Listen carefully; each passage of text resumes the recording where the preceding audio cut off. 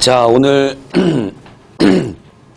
기초과학 마지막 시간이에요. 그죠? 3시간 분량 정도가 남았고, 그 다음에 오늘 3시간 수업에 대한 계획을 잠깐 세우면은, 내용 정리가 조금 뒷부분이 좀 남았습니다. 그죠? 그리고 한 2시간 정도 할애를 해서 60문항의 문제를 풀 거예요.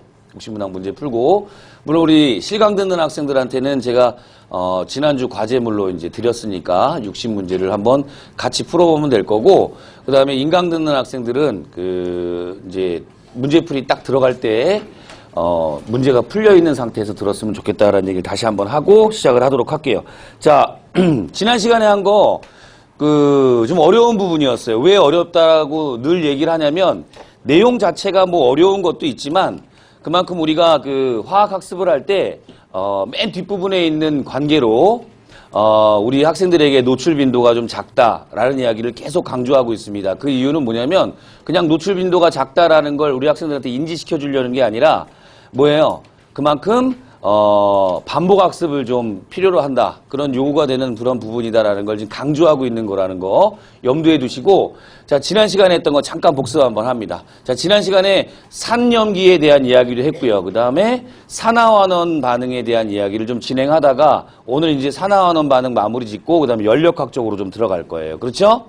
자, 산염기 중화 반응하면은 딱 떠오르는 게 산과 염기가 반응해서 그 다음에 뭘 만들어내냐면 생성물 쪽에 염과 물과 그리고 열을 발생시킨다 그랬어요. 그죠? 그 염에 대한 이야기를 좀 해보려고 합니다.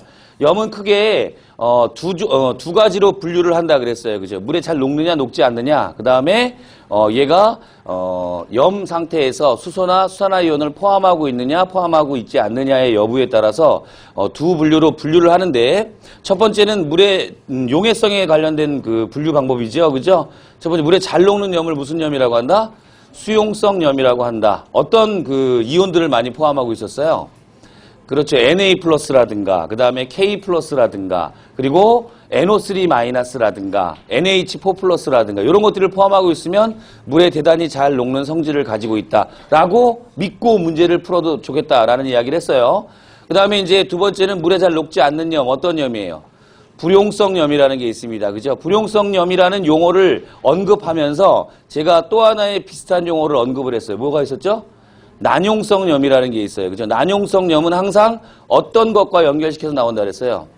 KSP, 용해도 곱상수하고 연결시켜서 올해 2번이나 출제했다라는 이야기를 했고요. 그 다음에 그거는, 문제가 어느 정도 문제의 수준이 픽스되어 있기 때문에 그건 문제풀이 반에서 좀 더 심화 있게 다루겠다. 그죠? 그렇게 이야기를 했어요.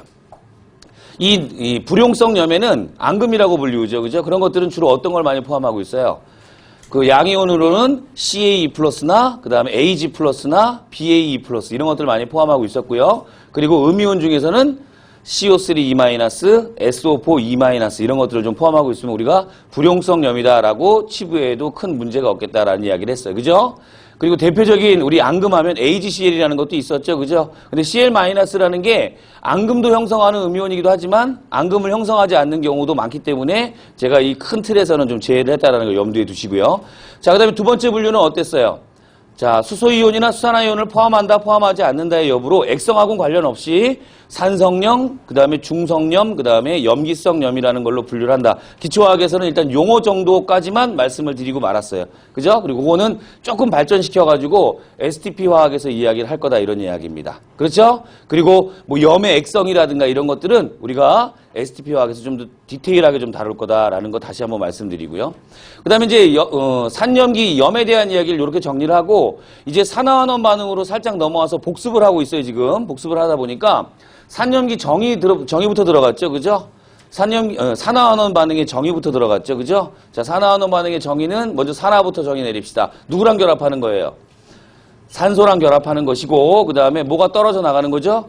수소가 떨어져 나가는 것이며, 원론적인 정의로는 뭘 잃는 반응이다?